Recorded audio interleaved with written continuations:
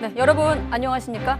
가장 빠른 종합뉴스 뉴스큐 시작합니다. 네, 총선을 거의 100일 앞둔 시점, 쌍특검법이 국회 본회의를 통과한 다음 날 국민의힘 한동훈 비대위원장과 민주당 이재명 대표가 예정대로라면 몇 분 뒤에 회동할 예정입니다. 두 번에 걸친 체포동의안 국면을 거친 뒤 카운터파트로 만나게 된 두 사람. 오늘 만남에서 어떤 메시지가 나올지 현장 속보와 함께 연말연시 정보 분석으로 이어가겠습니다. 허망하게 대중의 곁을 떠난 영화 기생충과 드라마 나의 아저씨로 기억이 되는 배우 이선균 씨가 영면에 들었습니다.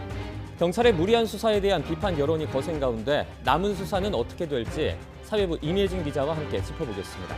네, 2023년 마지막 금요일 뉴스큐는 국회로 바로 가보겠습니다. 여야 대치 전국이 가팔라진 분위기 속에서 만나게 된 양당 대표. 대통령실이 거부권 행사를 공언한 상황에서 야당 비판도 만만치 않아 한 비대위원장이 어떤 메시지를 낼지 주목되고 있습니다. 자세한 상황 취재기자 연결해서 알아보겠습니다. 김대겸 기자. 네, 국회입니다. 한 비대위원장과 이 대표 잠시 뒤에 만날 예정인데요. 여야 대치 상황에서 어떤 대화가 오갈지 주목이 되고 있죠. 네, 우선 오후 4시에 한동훈 위원장이 국회에 있는 민주당 이재명 대표 사무실을 찾아가는 형식으로 두 사람의 만남이 이뤄질 예정입니다. 인사 차원의 만남인 만큼 서로 덕담을 주고받는 자리가 될 것으로 보인데요. 다만 두 사람 사이에 미묘한 신경전이 벌어질 가능성도 배제할 수는 없습니다.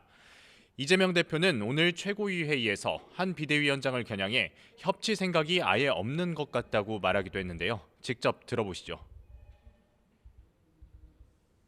집권 여당의 대표는 야당 비난에 열을 올리고 있습니다. 협조를 요청할 생각이 없다는 것입니다. 협치 그런 건 아예 마인드에 없는 것 같습니다. 오늘 첫 비대위 회의를 주재한 한동훈 위원장도 민주당을 겨냥한 비판 수위를 낮추지 않았습니다.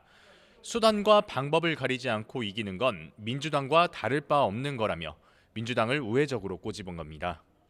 한 위원장은 앞서 김진표 국회의장을 예방한 자리에서는 야당과의 충돌이 있을 수밖에 없는 시기라고 말하기도 했는데요. 직접 들어보시겠습니다. 충돌이 없을 수 없는 시기이지만 그럼에도 불구하고 공통점을 잘 찾고 대화와 타협을 당신은 더 배우겠습니다. 한 위원장은 또 어제 국회를 통과한 쌍특검법에 대해서도 민주당이 총선용 압법을 통과시키고도 부끄러움을 못 느낀다며 날을 세웠습니다. 네, 여야 상황도 살펴보겠습니다. 총선을 100여일 앞두고 여야 모두 총선 준비 박차를 가하고 있는데 비주류 인사들의 탈당이 이어지고 있어요? 네, 지난 27일 탈당을 선언한 이준석 전 국민의힘 대표 뒤를 이어서 오늘은 천하람 전남 순천갑 당협위원장도 탈당을 공식화했습니다. 정쟁에만 매몰된 기존 양당 정치의 한계에서 벗어나 이 전 대표의 신당 창당에 힘을 보태겠다고 밝혔는데요. 직접 들어보시겠습니다. 깊은 고민 끝에 내부에서 단시간 내에 국민의힘을 근본적으로 개혁하는 것은 매우 어려운 일이라고 판단했습니다.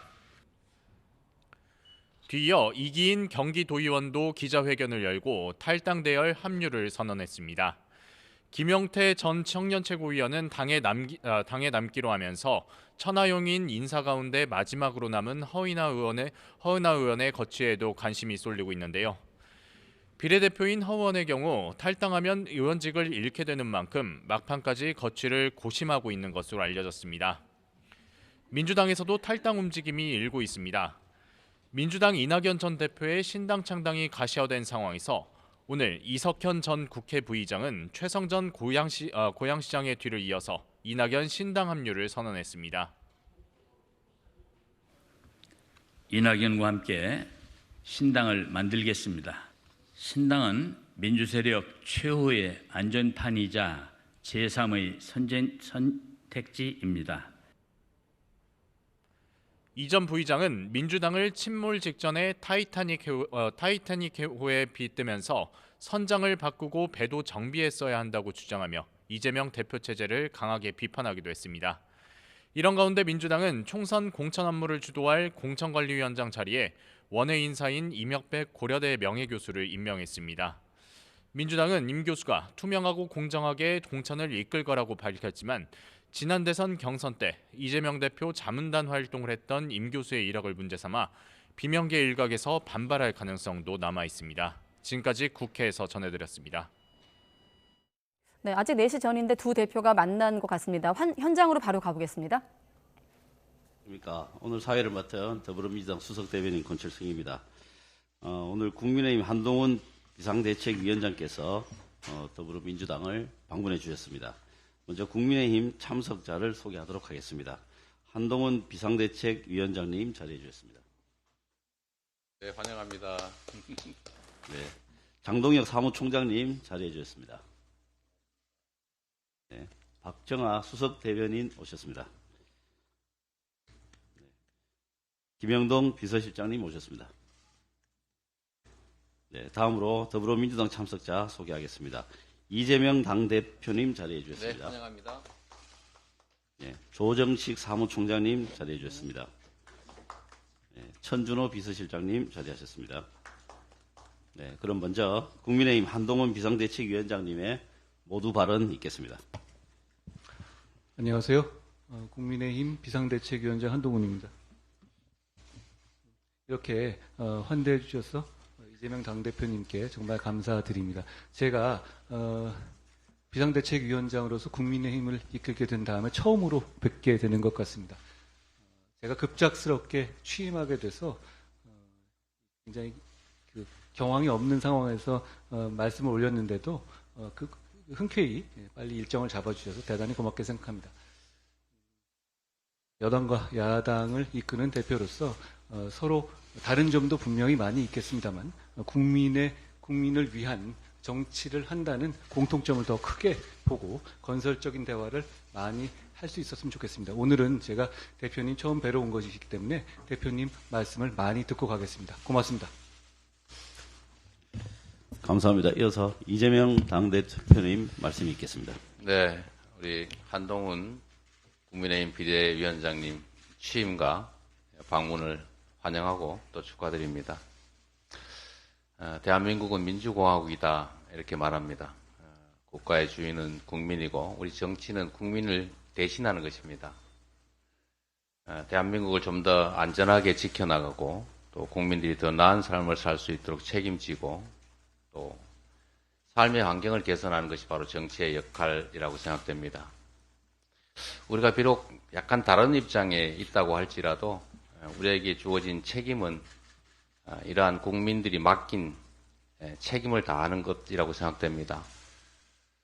우리 한동훈 비대위원장님 역시 일국의 집권 여당을 대표하는 비대위원장으로서 아마 큰 포부도 있을 것이고 또 앞으로의 계획도 있을 것입니다.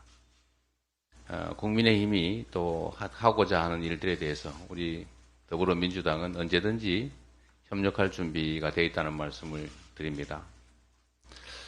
비상대책위원장이라는 직함이 이제 표현하는 것처럼 국민의힘이 일종의 비상상태라고도 하지만 또 한편으로 보면 국가, 우리 국민에게도 매우 어려운 상황인 것도 분명한 현실입니다. 우리 국민의힘 또 우리 더불어민주당이 해야 될 제일 중요한 일, 민생을 챙기는 일, 더 안전한 나라를 만드는 일, 또 대한민국의 미래를 더 밝게 개척하는 일이 우리 모두에게 주어진 책임 아니겠습니까? 저희도 정말 적극적으로 협력하겠습니다. 하실 수 있는 일, 또 하고자 하는 일들 제안해 주시면 저희가 뭐 가치적으로 대립되는 게 아닌 한 최대한 협조하겠다는 말씀을 드립니다. 그런 측면에서 제가 하나 좀 구체적인 말씀을 좀 드리고 싶은 게 있습니다. 아마 장관 이임식 때 하신 말씀이시라고 해요. 서민과 약자의 편에 서고 싶다. 정말로 감사한 말씀이십니다. 우리 사회의 약자들 또 서민들 중에 지금 현재 현안이 되고 있는 것 중에 제일 중요한 게 아마 이태원 참사 피해자분들이 아닌가 싶습니다. 그 유가족들이 겪는 고통 얼마나 크겠습니까? 그래서 그분들이 정말 소망하는 진상규명과 책임자 처벌 또 재발 방지 대책이라고 하는 것을 우리 정치권이 외면하지 말고 그들의 그 소망, 정말 얼마나 절절한 소망 상황이겠습니까? 그 소망 사항을 좀 들어줄 수 있도록 이태원 참사 특별법을 좀 협력해 주시면 좋겠다는 말씀 하나 드립니다. 뭐 크게 반대하지 않으실 거라고 생각하고요. 또 하나는 전세 사기 특별법 문제입니다. 이 추운 겨울에 아마 지금 이 순간에도 전세금, 전 재산 다 날리고 어쩌면 빚지어서 조달한 그 정말 그 소중한 전세자금 다 잃게 돼서 길바닥에 나앉아 있을 상황일지도 혹시 모릅니다. 극단적 선택을 하는 뭐 그런 경우도 발생하고 있는데 그 어려운 현실을 좀 감안하셔가지고 우리 민주당이 지금 추진하고 있는 선구제해주고 일부나마 또 후에 이제 구상하는 그 방식들에 좀 함께 참여해 주셨으면 좋겠다는 말씀 드립니다. 뭐 정치를 하시고자 하는 근본적인 이유를 아마 이렇게 말씀하신 것 같은데 함께 이 어려운 상황들을 개선해 나가고 우리 국민들께 또 희망도 드리고 국가의 미래에 대해서도 정치를 국민들이 걱정하시지 않도록 미래에 대해서도 우리가 함께 노력해 가면 좋겠다 말씀을 드립니다. 방문을 다시 한번 환영합니다. 고맙습니다. 네. 네, 감사합니다. 네, 지금부터는 비공개로 전환하겠습니다. 언론인 여러분들 협조를 부탁드리겠습니다.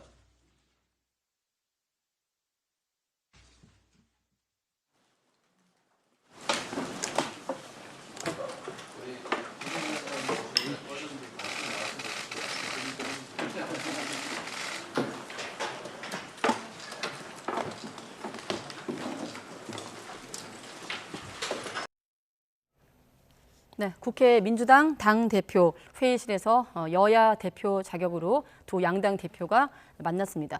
긴장된 표정과 좀 엷은 미소가 두 사람 모두 엇갈려 보였고 공통점, 또 협력, 일단 협치를 상징하는 단어들도 눈에 띄었습니다. 마지막에 서로 손을 건네면서 나눈 덕담은 잠시 뒤에 확인하기로 하고 일단 우리가 확인한 내용은 한동훈 비대위원장 같은 경우는 모두 발언에서 환대해 주셔서 감사하다. 다른 점은 많지만 국민을 위한 정치한다는 공통점이 더 크다는 점을 강조했고 이재명 대표 발언도 좀 정리해 주시죠. 네, 이재명 민주당 대표는 이제 한동훈 비대위원장의 취임과 그리고 방문을 환영하고 축하한다 이 말로 입을 뗐습니다. 서로 다른 입장이 있지만 국민이 맡긴 책임을 다 같이 하자 이렇게 말을 했고요. 그리고 또 하나 민생 챙기기 그리고 안전한 나라 만들기 등 여야 모두 책임을 가지고 임하자 이렇게 말을 전했습니다. 네, 그리고 오전에 한동훈 비대위원장이 이제 김진표 국회의장을 만난 자리에서 이 자리에서도 이태원법 합의 처리를 당부한다는 내용이 있었는데 오늘 이 자리에서 이재명 대표가 이태원 참사 특별법 협력해달라 이런 주문을 하기도 했습니다. 일단 회의는 비공개로 전환이 됐고요. 그 내용은 포함해서 또 현장 취재기자가 취재를 하는 대로 여러분께 속보로 알려드리기로 하고 오늘은 대담으로 또 이 내용을 놓고 분석으로 이어가겠습니다. 김영우 전 국민의힘 의원 또 박원석 전 정의당 의원 두 분과 함께하겠습니다. 안녕하십니까? 네, 안녕하세요. 네, 예고된 시간보다 몇 분 좀 일찍 들어가면서 두 분도 마침 두 양당 대표의 회동 모습 보셨는데 아까 김 전 의원께서 고개를 이렇게 갸우뚱하셨거든요. 네. 어느 대목입니까? 저는 사실 바로 오늘 이 순간이 네. 그 한동훈 비대위원장이 정말 정치에 입문하는 순간이라고 봤어요. 비대위원장 취임 그 사보다도 왜냐하면은 최초로 야당 대표를 만나는 날입니다. 네. 그래서 과연 한동훈 비대위원장이 어떤 모습으로 어떻게 첫 메시지를 전달할까 그랬는데 생각보다 굉장히 여유가 있었습니다. 말을 길게 하진 않았지만은 그리고 그 현장에서 이재명 당대표가 소개받을 때 가벼운 박수도 치면서 네. 굉장히 얼굴도 좀 미소를 띠면서 여유 있게 이렇게 시작을 했어요. 저는 사실 과연 한동훈 장관이 그럴 수 있을까? 전 굉장히 지금 그 전에 궁금했거든요. 네. 어떻게 정치인으로서 표정 관리를 해나갈까? 또 야당 대표를 어떻게 만날까? 왜냐하면 여태까지 굉장히 그 서로 강한 그 메시지를 서로 주고받지 않았습니까? 네. 어제 또 특검 때문에 여야가 강대강 대치를 했었고요. 근데 오늘 비교적 순탄하게 시작은 했다. 물론 하고 싶은 말이 굉장히 많았겠지만은 네. 오늘은 경청하고 돌아가겠습니다. 얘기를 했고 그에 비해서 이재명 당대표가 오히려 뭔가 좀 저는 오히려 말을 길게 하면서 조금은 여유가 없고 쫓기는 느낌이었다. 그러면서 뭔가를 가르치고 싶어하는 그런 모습이 좀 보였어요. 정치에 대해서도 이야기를 했고 네. 또 국민의힘이 비대위원회인데 지금 비대위 상황 아닙니까? 또 비대위 상황에 대한 뭐 의미까지 얘기를 했고 또 여러 가지 뭐 우리나라의 미래에 대해서도 얘기를 했고 더군다나 지금 그 야당이 통과시키고자 하는 이태원 참사 특별법이라든지 네. 전세 사기 특별법까지 좀 구체적으로 얘기를 했어요. 그래서 저는 사실 이재명 당대표가 간단하게 얘기를 할 줄 알았는데 오히려 더 길어졌어요. 근데 굉장히 어떤 그 메시지 분량에 있어서 굉장히 좀 차이가 나죠. 여야 그 양쪽 대표 간에. 어쨌든 이제 한동훈 비대위원장으로서는 오늘부터 본격적으로 대야 이제 전략을 짜야 되고 구상을 해야 된 그런 거 순간이다 이런 생각했습니다. 일단 한동훈 비대위원장 여유가 있어 보였고 이재명 대표는 쫓기는 듯한 오히려 저는 그런 조급함이 인상을 느껴졌다. 받았습니다. 예. 박 전 의원께서는 어떻게 보셨습니까? 그러니까 오늘 두 분이 어쨌든 공식적인 첫 상견례고 어떤 장면의 회동이 이루어질지 많이 궁금했던 게 사실인데요. 네. 일단 한동훈 비대위원장은 생각보다 메시지가 굉장히 짧았습니다. 그러니까 경청하겠다는 내용이었고 네. 오히려 이제 이재명 대표가 현안을 포함해서 여당에게 어떤 당부나 바람 이런 얘기를 하신 것 같은데요. 원래 이게 이제 당 대표가 새로 선출되거나 비대위원장이 돼서 언론 앞에서 하는 모두 발언은 다분히 형식적입니다. 네. 사실은 지금만 하더라도 현안은 다른 데 있고 특검으로 강하게 지금 충돌을 하고 있는데 그런 얘기는 그런 공식 상견례에서 하지는 않습니다. 다만 이제 두 분이 카메라 없이 비공개 회동에 들어갔을 때 어떤 얘기가 나올지 그게 전 더 궁금한데요. 아마 그 내용도 모임이 끝나고 나면은 또 양당 대변인이 브리핑을 하거나 하기 때문에 그걸 통해서 일부 나올 수 있을 텐데 이제 시기적으로 보면 지금 총선을 불과 한 100일 앞두고 있는 상황이기 때문에 네. 여당과 야당 간의 긴장이 높을 수밖에 없어요. 그러니까 통상의 총선을 앞둔 이 시점도 그런데 지금은 뭐 김건희 특검법을 포함해서 여러 현안을 가지고 강하게 충돌하는 상황이다 보니까 더더욱 그런 게 아닌가 싶고요. 한동훈 비대위원장이 또 그 긴장의 수위를 올려놓은 측면이 있습니다. 보통 비대위원장이 그 구원투수로 등판을 하면 첫 메시지는 이 스스로의 약점을 어떻게 보완할까 이런 방향에서 약간의 이제 성찰적인 내용을 담아서 메시지를 내기 마련인데 네. 첫 그 취임사부터 야당을 향한 강공을 펼쳤어요. 그게 어떻게 보면 여야 사이의 긴장을 더 높인 측면이 있는데 뭐 그런 긴장은 긴장대로 한편으로 유지할 수밖에 없는 상황이라는 점을 감안하더라도 앞서 이재명 대표가 얘기했던 뭐 전세 사기 특별법이나 또 이태원 참사 특별법을 포함해서 지체된 민생 현안들이 굉장히 많아요. 네. 그러니까 21대 국회가 끝나는 날까지는 총선 끝나고도 한 달 있다가 21대 국회가 임기를 마무리 짓거든요. 그때까지는 어쨌든 그 21대 국회에 저는 소명을 다 해야 된다고 보고 그 가운데서 여야 대표가 또 한편으로는 타협하고 뭔가 결론을 생산적으로 내려야 될 그런 의제나 그런 현안들이 있을 거라고 봅니다. 그런 점에 있어서는 네. 서로 협력할 수 있는 방안들을 잘 찾아갔으면 좋겠습니다. 네. 이제 박 전 의원님께서 뭐 비공개 회동에서 어떤 이슈들이 나올지 예민한 어떤 의제들이 나올지 좀 관건이라고 말씀을 해주셨는데요. 저 어떻게 생각하십니까? 김영우 전 의원께서는 그런 쌍특검법이나 예민한 이슈들이 나올까요? 아까 한동훈 비대위원장이 할 말은 굉장히 많아 보이지만 하고 연결되는 지점 같고요. 왜냐하면 이제 한동훈 장관 같은 경우에는 공개 발언 때는 그냥 의례적인 인사만 하는 거를 염두에 네. 두고 또 그렇게 준비를 하고 간 것 같아요. 그리고 한동훈 비대위원장 입장에서는 뭐 인사말을 길게 할 필요는 없겠죠. 그냥 일단은 뭐 예의방한 거니까요. 네. 근데 비공개 회의로 전환이 된다고 하더라도 일단은 배석자가 있습니다. 양쪽에 그 당직자들이 있는 상황에서 네. 정말 첨예한 여러 가지 이슈를 첨예한 형태로 대담하기는 어렵습니다. 저도 과거에 수석 대변인이나 이런 거 할 때 배석을 해보면 다분히 좀 형식적인 얘기를 할 거예요. 아마 이재명 대표가 얘기했던 이 법안들에 대해서 조금 더 여당의 얘기를 들어보고 여당의 입장도 들어볼 가능성은 있습니다. 일단 이재명 대표가 모두 발언에서 이야기를 했기 때문에 그리고 통상적인 경우에 보통 여야 관계가 그래도 웬만하게 이제 여유도 있고 그러면은 보통 비공개 회동이 끝나기 전에 양쪽 대변인들이 네. 문구를 사실 조정을 해가지고 밖에 나가서 나란히 서가지고 이러이러한 이슈에 대해서 이러이러하게 양쪽 대표가 이야기를 나눴습니다라고 번갈아 가면서 보통 언론 브리핑을 합니다. 근데 이제 별로 분위기가 좋지 않으면 그냥 각자 나와서 따로 나와서 대변인들이 자기 자당에 유리한 쪽으로 브리핑을 하는 경우가 많아요. 네. 그래서 아마 이 비공개 회동 끝나고 어떤 식으로 브리핑 하는가를 보면 안에서 그래도 조율을 했네. 그게 아니라 그냥 각 정당의 대표들이 할 말을 그냥 했네. 이렇게 아마 우리가 점칠 수가 있을 텐데 그건 네. 조금 이따가 지켜보면 알 수 있을 것 같아요. 알겠습니다. 아무튼 조금 전 여러분과 확인한 지금 보고 계신 그 화면은 두 양당 대표 한동훈 비대위원장과 이재명 대표가 한동훈 위원장이 취임 인사차 예방한 화면을 함께 보셨고 여야 수장으로서 첫 만남입니다. 자, 그런데 우리가 기억하는 건 한 위원장이 법무부 장관 시절에 있던 지난 2월과 9월 체포 동의안 국면이 있지 않았습니까? 사실 그때 굉장히 거칠게 서로 주고받기도 했었고, 자, 이후 비공개 대화에서 그런 좀 감정이 남아 있을까요? 그런 감정이 남아 있으면 안 되죠.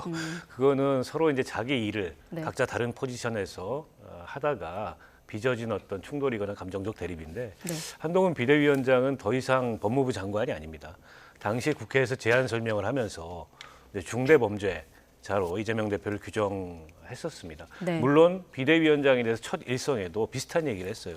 중대범죄를 처벌받지 않도록 하려고 노력하는 정당이 야당이다 이런 얘기를 했는데 그런 점이 아직은 법무부 장관의 이 물이 덜 빠졌구나. 저는 그런 느낌이 들었는데요. 네. 물론 상대당을 향해서 비판할 수 있고 또 견제도 할 수 있습니다. 그러나 이재명 대표 개인의 어떤 이 사법 리스크가 민주당의 모든 문제는 아니거든요. 그리고 여당으로서 야당을 비판해야 될 그런 가장 이 시점의 핵심적인 대목인가도 전 좀 의문이에요. 그런 면에 비추어 봤을 때 뭐 한동훈 그 비대위원장도 법무부 장관 시절에 이재명 대표를 보던 시각을 잊어야 된다.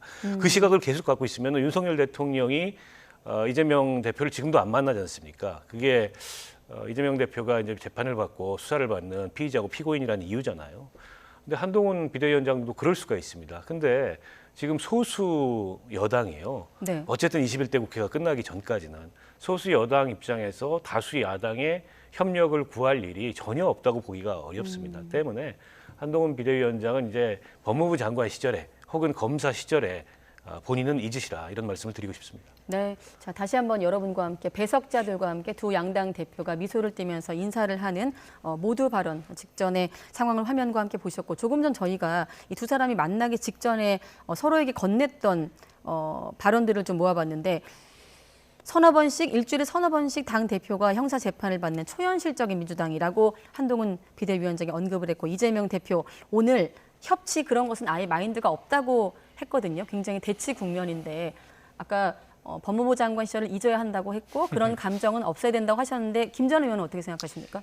아마 기본적으로 상대편에 대해서 기본적으로 가지고 있는 그 감정, 생각이 좋지는 않을 겁니다. 여태까지 그렇게 또 해왔고 그렇게 발언을 해왔고요. 근데 이제 그 한동훈 법무부 장관은 여태까지 법조인으로서 특히 법무부 장관으로서는 아마 모든 사안을 바라보는 데 있어서 이게 불법인가 합법인가 아니면 팩트 체크, 사실 여부를 중심으로 하는 그런 생각을 위주로 해왔을 거예요. 인식의 틀 자체가. 네. 그건 법조인으로서 너무나 당연한 거죠. 거기에 어떤 다른 게 개입되면은 안 되는 거죠. 정치를 하는 사람이 아니니까. 네. 근데 이제 정치의 영역에 넘어왔기 때문에 그런 사실의 영역과 함께 이제는 그 민심이라든지 정서의 영역, 감정의 영역 이런 것까지도 이제 포괄해야 이제 그 집권 여당의 비대위원장으로서 역할을 할 수가 있는 거죠. 네. 이제는 그 상대 당이 있는 것이고 그리고 이제 상대 당에서 비판하면 거기에 그냥 맞대응하는 그러니까 법무부 장관 때 했던 거기에만 머무르면은 이제 안 되는 거죠. 이제는 내부적으로도 다양한 또 비판의 목소리가 있을 수 있고 또 이제 공천을 앞둔 총선 기간 아닙니까? 이 굉장히 갈등이 최고조로 달하는 시기가 딱 지금입니다. 네. 그러니까 상대 당하고도 어렵고 자당 내부에서도 가장 어려운 시기가 이때입니다. 또 공천 탈락자들은 전부 다 또 비판을 하고요.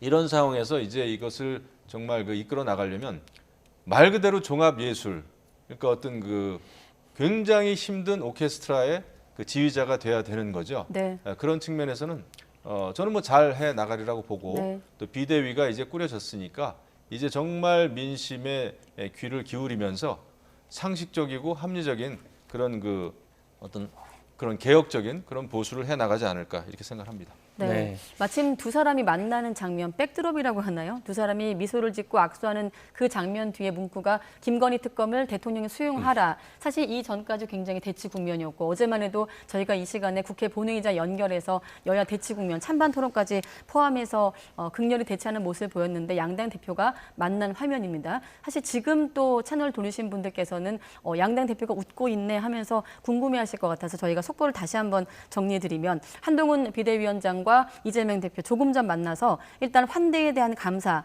그리고 국민을 위한 정치한다는 점은 공통점이 더 크다라고 했고 이재명 대표 발언도 한번 요약해 주시죠. 네. 이재명 대표는 또 이렇게 말을 했습니다. 조금 전에 한동훈 전 법무부 장관이죠. 이제 비대위원장을 만나서 비대위원장 취임을 그리고 방문한 것을 환영하고 축하한다 이렇게 말을 전했습니다. 그리고 협치를 하자 이런 식의 취지로 또 말을 건넸습니다. 네. 한동훈 비대위원장 관련된 얘기를 조금 이어나가 보자면요. 네. 이 젊은 비정치인들을 대거 지명해서 이번에 눈길을 좀 끌기도 했습니다. 그런데 일부 위원들이 좀 막말 논란이 나오면서 좀 주목을 받기도 했거든요. 네. 이 부분이 좀 어떤 영향을 줄까요? 뭐 그것 때문에 약간 이제 구설이 있는데요. 아마 한동훈 비대위원장으로서는 예상됐던 비대위원 구성인 것 같아요. 가급적 그 여의도에 기존 이제 정치 문법이나 혹은 기존 정치인들과는 좀 거리가 있는 이제 그런 어떤 비대위를 구성할 것을 시사했는데 네. 그게 그대로 나타났고 세대로 봤을 때 좀 많이 젊어진 게 사실이고요. 네.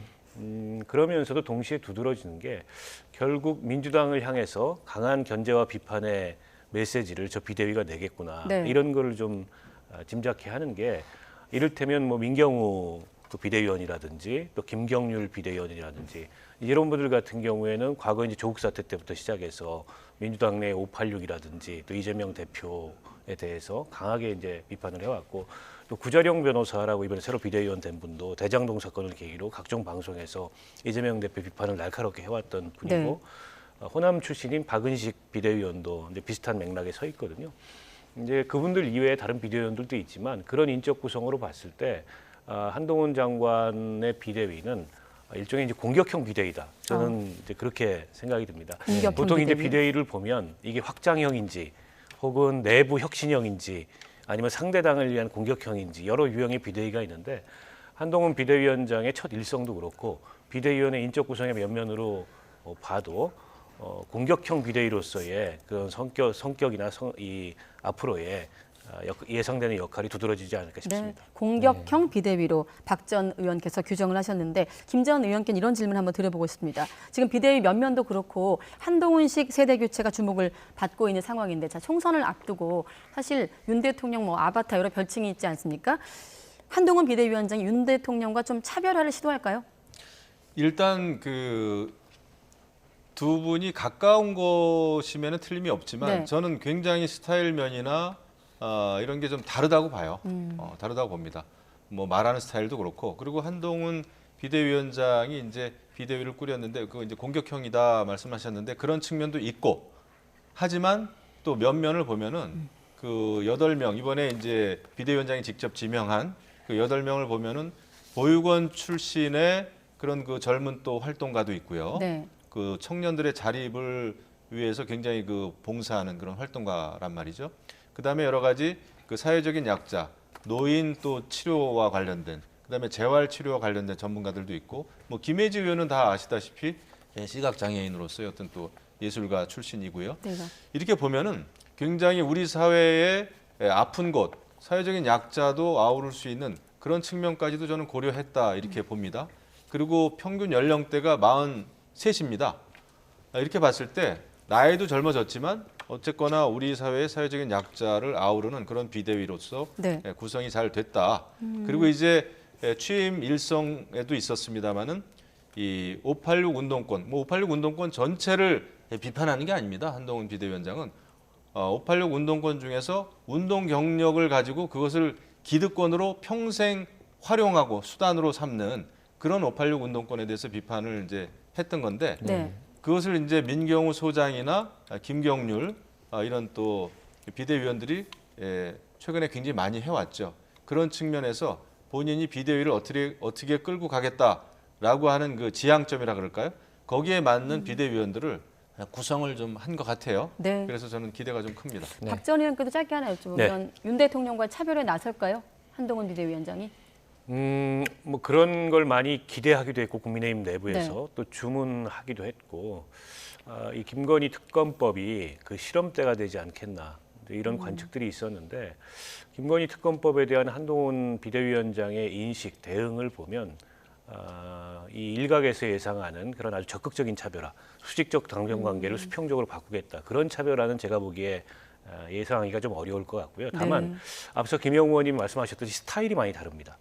윤석열 대통령은 굉장히 어떻게 보면 뭐랄까요, 장악력이 강하고 이런 주도성이 강한데 반해서 한동훈 비대위원장은 그보다는 조금 이제 젊은 세대의 취향에 훨씬 더 가까운 이제 그런 어떤 덜 권위적이고 상대적으로 그런 어떤 모습을 보여서 그런 점에 있어서는 차별성이 당연히 있는데 이른바 이제 당과 대통령실의 관계가 대통령실이 강하게 주문하고 당은 별 이견 없이 그걸 따르는 이게 어떻게 보면 강서 재보궐선거 이후에 변화돼야 될 그런 국민의힘의 모습이다 이런 지적이 있었는데 그런 변화가 적극적으로 나타날 것 같지는 않아요. 한동훈 비대위원장도 우리는 동반자 관계지 그런 거 없다. 별다르게 거기에 대해서 문제의식을 안 갖고 있다는 그런 본인의 인식의 일단을 드러냈기 때문에 특별히 그와 관련된 변화는 없을 것 같습니다. 알겠습니다. 일단 두 사람이 만난 지가 지금 한 20여 분, 25분여 지난 상황인데 일단 비공개로 전환되고 나서는 속보가 들려오지 않고 있거든요. 혹시라도 현장에서 뭐 추가 브리핑이 있다면 다시 국회를 연결해 보기로 하고 다음 질문으로 넘어가겠습니다. 이제 한동훈 비대위원장이 대대적인 쇄신을 예고한 가운데 오늘 당내에서 이탈자가 나왔습니다. 뭐 이탈하지 않을 거다 이런 의견도 여럿 있었는데요. 이준석 전 대표의 측근으로 알려진 천하람 변호사가 탈당을 선언했습니다. 직접 들어보시죠. 내부에서 단시간 내에 국민의힘을 근본적으로 개혁하는 것은 매우 어려운 일이라고 판단했습니다. 그리고 미래를 위한 새로운 정당을 만드는 일은 필요성이 큰 것은 물론 성공할 가능성도 높다고 판단했습니다. 앞으로 가치인개혁신당 창당준비위원장을 맡아 국민 여러분과 함께 미래를 위한 새로운 정당을 만들고자 합니다. 네, 천하람 변호사 지난 3.8 전당대회 때 당대표 선거에 출마를 한 뒤에 그 다음에 이제 이런 일이 있었기 때문에 탈당을 결심하기는 쉽지 않았을 것 같은데요. 탈당을 했습니다. 지금 뭐 이준석 전 대표를 중심으로 이제 천하용인이라고 하는 비교적 젊은 그 정치인들이 함께 해왔죠. 네. 김용태 전 최고위원은 이제 국민의힘에 그냥 잔류하는 걸로 이렇게 가닥이 잡혔고 본인이 그렇게 이야기를 했고. 네. 근데 저는 이제 예정된 수순이다 생각을 합니다. 이준석 전 대표하고 계속 같이 토론을 하고 토의를 하고 협의를 해왔던 친구들이에요. 제가 보면. 예, 그렇기 때문에 이제 탈당을 했는데 중요한 것은 그 지금 천하용인에서 이제 용이 빠져가지고 이제 천하인이 돼버렸는데 네. 사실은 이제 이준석 전 대표가 탈당하고 나서 어떤 정치 세력, 어떤 또 색다른 그런 정치인들과 연대하느냐가 굉장히 중요한 것이거든요. 네. 그런데 아직까지는 보이지 않고 있습니다. 이런 상황에서 지난번에 뭐 이준석 전 대표는 뭐 정의당의 일부 또 전 의원 또 현 의원 이야기도 했고 그다음에 또 이낙연 전 민주당 대표도 만나고 싶다라는 류의 그런 얘기도 하고 그랬는데 전혀 지금 이루어지는 게 없어요. 이런 상황에서 굉장히 갈 길이 멀고 갈 길이 험하다 생각이 듭니다. 더더군다나 이제 모든 주목, 언론이라든지 일반 대중들의 주목은 한동훈 비대위원회가 어떻게 또 공천관리위원회를 또 꾸리고 어떻게 또 공천 룰을 만들고 어떻게 비대위를 이끌어가는 것인가에 모든 지금 주목이 쏠리고 있는 상황에서 이준석 전 대표가 이제 당을 나갔기 때문에 국민의힘의 어떤 그 힘 있는 영향력 있는 정치인이 아니고 이제는 그 정말 제3지대, 제4지대의 그런 그 젊은 정치인으로서 이제는 메시지를 전파해야 되는 그런 어려움이 있습니다. 그래서 현실적으로는 굉장히 쉽지 않은 길을 가게 될 그런 운명이 아닌가 그런 생각은 드는데. 네. 알겠습니다. 일단 총선 앞두고 좀 주요 인물을 변수로 꼽자면 말씀하신 한동훈 비대위원장, 또 이준석 전 대표, 이낙연 전 대표가 있는데 시간을 좀 압축하기 위해서 이낙연 전 대표 주변 움직임도 한번 보고 질문 드리겠습니다. 국회 부의장을 지낸 이석현 전 의원이 탈당을 밝혔거든요. 들어보시죠. 저는 오늘 민주당을 탈당 선언합니다. 이낙연과 함께 신당을 만들겠습니다. 선장이 파국으로 배를 몰아도 선원들은 배의 크기만 믿고 자기들만의 선상 파티를 즐기고 있습니다. 원칙에 귀닫고 상식을 조리돌림하다가는 결국 난파에 침몰하게 될 것입니다. 신당은 윤석열도 싫고 이재명도 싫은 국민에게 제3의 선택지를 제공하는 일입니다. 아까 이준석 전 대표 신당은 쉽지는 않을 거라고 하셨고 포함해서 질문 드리면 어떻게 전망하십니까? 일단 이낙연 전 부의장 같은 경우에 육선의 중진이고 김대중 대통령 비서로 정치를 시작하셨던 분이기 때문에 저분이 당에서 이탈한다는 것은 굉장한 상징성이 있고 또 이낙연 전 대표와 함께 신당을 추진하겠다는 것도 민주당 일각의 그런 어떤 그 분당에 관한 우려 이거를 더 높이지 않을까 싶습니다. 네. 근데 이제 이낙연 대표의 신당도 그렇고 이준석 전 대표의 이른바 이제 개혁 신당도 그렇고 1월 한 달이 굉장히 중요한 고비일 것 같아요. 1월 한 달 동안에 신당의 어떤 그 세력 측면에 그 규모를 보여주는지 또 선거를 치를 수 있는 그런 진영을 갖추는지 또 어떤 경쟁력 있는 인물들이 참여하는지 이게 일단 1차적인 변수일 것 같고요. 그리고 아울러서 양측이 뭔가 이른바 빅텐트를 칠 가능성도 네. 일부에서는 지금 전망하고 있지 않습니까? 그리고 일정한 물밑 대화는 오고 가고 있는 걸로 제가 알고 있어요. 근데 그 빅텐트가 실현된다면 총선에 굉장히 큰 변수가 될 수 있습니다. 이게 4자 구도가 되는 것과 네. 3자 구도가 되는 것은 아예 이제 총선 전체 구도의 의미가 달라지는 거거든요. 네. 게다가 이제 선거제도가 아직 확정이 안 됐습니다만 지금 연동형 제도 하에서는 뭐 4자건 5자건 각자 비례의석을 얻을 가능성이 있기 때문에 각계약진할 수도 있는데 양당이 이걸 병립형으로 되돌리면 오히려 양당 이외의 나머지 세력을 하나로 묶어서 이른바 3자 구도가 형성될 가능성이 굉장히 높아지거든요. 네. 그것도 굉장히 큰 변수가 될 것 같고 이래저래 1월 한 달이 이런 신당을 준비하는 분들한테는 분주하면서도 굉장히 중요한 시기가 되지 않을까 싶습니다. 네, 참고로 김 전 의원께서는 총선 행보가 어느 정도 윤곽이 나오는데 박 전 의원께서는 혹시 신당과 관련해서 움직임이 없습니까?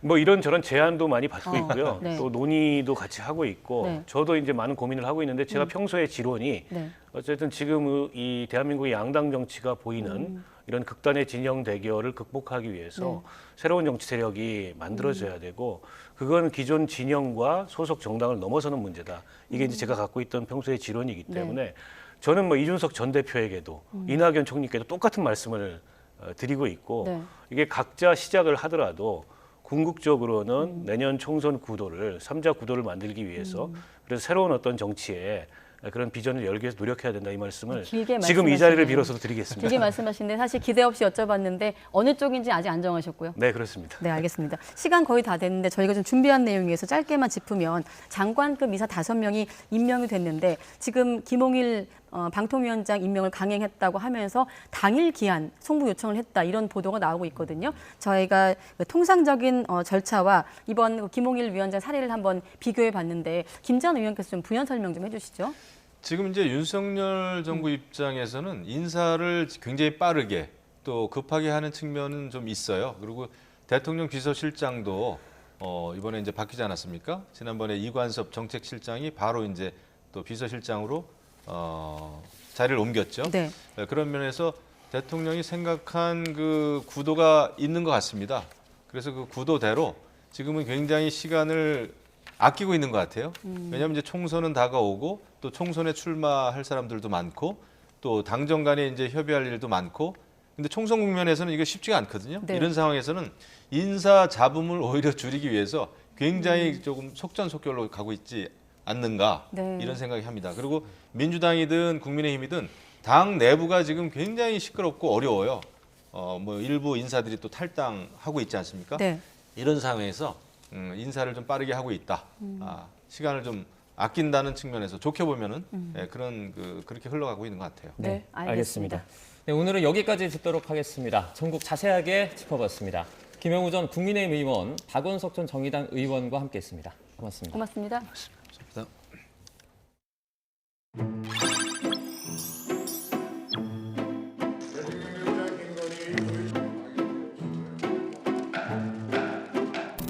대통령은 법안이 정부로 이송되는 대로 즉각 거부권을 행사할 것임을 말씀드립니다.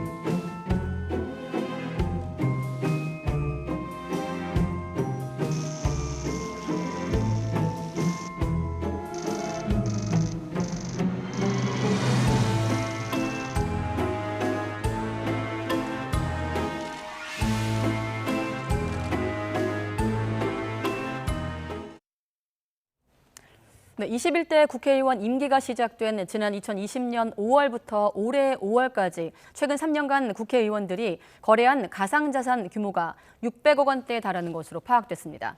이 가운데 90%가량은 김남국 의원의 거래 내역인 것으로 조사됐는데 의원 10명은 가상자산을 보유하거나 거래하고도 제대로 신고조차 하지 않은 것으로 드러났습니다. 취재 기자 연결해서 알아보겠습니다. 박기광 기자. 네, 정치부입니다. 네, 그러니까 국민권익위원회가 국회의원들 가상자산 보유, 거래 내역을 전수조사한 결과인데 좀 더 설명해 주시죠. 네, 지난 5월 국회 결의로 시작된 국회의원 가상자산 전수조사 결과가 오늘 오전 발표됐습니다. 지난 2020년 5월 말부터 지난 5월까지 3년 동안의 보유, 거래 내역 등을 확인한 내용인데요. 개별 의원들의 실명과 구체적인 보유 규모는 공개되지 않았습니다. 먼저 전체 국회의원 가운데 해당 기간에 가상자산을 보유한 내역이 있는 의원은 모두 18명, 거래까지 한 의원은 11명입니다. 지난 2020년 5월 21대 국회 임기 시작 이후 전체 가상자산 매수 누적 금액은 625억 원, 매도 누적 금액은 631억 원에 달했습니다. 특히 이목을 끈 건 전수조사의 계기가 됐던 무소속 김남국 의원의 거래 규모인데요. 김 의원은 매수 누적 금액이 555억 원, 매도 누적 금액이 563억 원으로 전체 의원 거래 규모의 90%에 육박했습니다. 임기 동안 가상자산 보유 규모도 크게 늘었는데요. 임기 개시일인 2020년 5월 30일 기준 국회의원 8명이 가진 가상자산은 1억 7천만 원 정도였는데 올해 5월 말 기준으로는 17명이 9억 2천만 원을 보유해 3년 만에 5배 넘게 급증했습니다. 김남국 의원의 경우 임기 초 1억 4천만 원어치 가상자산을 보유했는데 지난 5월에는 8억 4천만 원가량으로 보유 규모가 6배 커졌습니다. 다른 의원들의 경우 최대 8,300만 원의 이익을 본 경우도 있었지만 1억 5천만 원을 잃기도 했습니다. 앞서 국회의원 전원은 국회에 가상자산 보유 내역을 자진 신고했습니다. 그런데 잘못 신고한 경우도 드러났다고요. 네, 그렇습니다. 국회의원 전원은 지난 6월 가상자산 보유 거래 내역을 자진 신고했는데요. 권익위가 직접 조사한 내역과 결과는 또 달랐습니다. 보유 사실을 신고하지 않거나 변동 내역을 제대로 알리지 않은 경우는 모두 10명이었는데요. 대부분 가상자산 계좌를 개설하고 받은 2만 원 이하의 소액이라 인지하지 못했거나 결제에 사용되는 페이코인을 가상자산으로 생각하지 못했다고 해명했습니다. 무엇보다 관련 상임이나 법안 발의 과정에서 이해충돌 여부가 관심이었는데요. 실제 기획재정위원회나 법제사법위원회 등 유관 상임위에 소속돼 관련 입법사항을 심의하면서 가상자산 보유 거래 내역이 있는 의원은 모두 3명이었습니다. 하지만 권익위는 관련법에 따라 불특정 다수를 대상으로 한 법률안을 심사하는 경우 이해관계 신고 규정의 예외에 해당한다고 판단했습니다. 권익위는 이번 조사를 실시하며 가상자산 출처와 직무 관련 여부 확인에는 강제 조사권 등이 없어 한계가 있다고 밝혔는데요. 이에 따라 22대 국회가 시작되기 전 가상자산 등록 비율과 금액을 국회 규칙으로 정하고 비상장 가상자산에 대한 누락방지 대책도 마련해야 한다는 제도 개선 의견을 국회에 전달했습니다. 지금까지 정치부에서 전해드렸습니다. 윤석열 대통령이 검찰총장 시절 받은 정직 2개월 징계는 위법해 취소해야 한다고 판결한 2심 판단에 대해서 법무부가 대법원에서 다투지 않겠다고 밝혔습니다. 앞서 법무부는 윤 대통령을 상대로 한 소송에 소극적으로 대응한 게 아니냐는 비판을 받아왔는데 윤 대통령의 승소가 곧 확정될 예정입니다. 취재기자 연결해서 자세한 내용 알아보겠습니다. 홍민기 기자. 네, 법무부입니다. 윤 대통령을 상대로 한 소송에서 법무부가 더는 다투지 않기로 결정한 거죠? 네, 그렇습니다. 법무부는 오늘 윤석열 대통령이 검찰총장 시절 받았던 정직 2개월 징계 처분에 대한 소송에서 법무부 패소로 판단한 법원 판결에 상고하지 않겠다고 밝혔습니다. 항소심 판결을 검토한 결과 헌법이나 법률, 명령 등을 위반한 점이 없었기 때문이라고 설명했는데요. 이어 검찰총장에 대한 법무부의 징계 과정에 중대한 절차 위반과 방어권 침해 등이 있었다는 항소심 판결을 무겁게 받아들인다고 밝혔습니다. 앞서 서울고등법원은 지난 19일 윤 대통령이 법무부 장관을 상대로 제기한 징계처분 취소 청구 소송 항소심에서 1심을 뒤집고 원고 승소로 판결했습니다. 이에 따라 추미애 전 장관이 윤 대통령에게 내린 정직 2개월 징계 처분을 취소한다고 판결했는데요. 당시 재판부는 징계 청구자로서 징계 심의에 실질적으로 관여해서는 안 되는 법무부 장관이 사건 심의에 관여한 점, 또 윤 대통령이 낸 기피 신청을 기각하고 징계위원들이 모두 참석해 징계를 의결한 점 등을 들어 절차적인 위법과 방어권 침해가 있었다고 판단했습니다. 헌법상 적법 절차 원칙을 어기고 법을 위반한 상태에서 징계를 내린 이상 징계 사유가 정당한지와는 관계없이 이를 취소해야 한다는 겁니다. 사실상 법무부의 완패였는데 오늘 법무부가 대법원에서 다시 다투지 않겠다는 뜻을 밝히면서 윤 대통령의 승소는 그대로 확정될 예정입니다. 다만 윤 대통령 측 소송 대리인은 YTN과 통화에서 법무부가 소송에 소극적으로 대응한 게 아니냐는 논란이 있었던 만큼 대법원 판단을 받아보고 싶었다고 말했는데요. 법무부 결정으로 대법원 판단을 받지 못하게 된 데 대해 무척 유감이고 모욕적이라고 말했습니다. 네, 말씀하신 대로 이번 소송에선 법무부가 윤 대통령 상대 소송에 소극적으로 임했다는 비판도 나왔었는데 좀 자세히 전해주시죠. 네, 먼저 이번 소송의 경과를 살펴보면요. 추 전 장관은 2020년 11월 24일 주요 재판부 사찰 의혹 문건 작성, 채널A 사건 감찰과 수사방해 등 윤석열 당시 검찰총장의 비위 혐의를 다수 확인했다며 징계를 청구했습니다. 법무부 검사징계위원회는 12월 16일 윤 대통령의 정직 2개월 징계를 의결했는데요.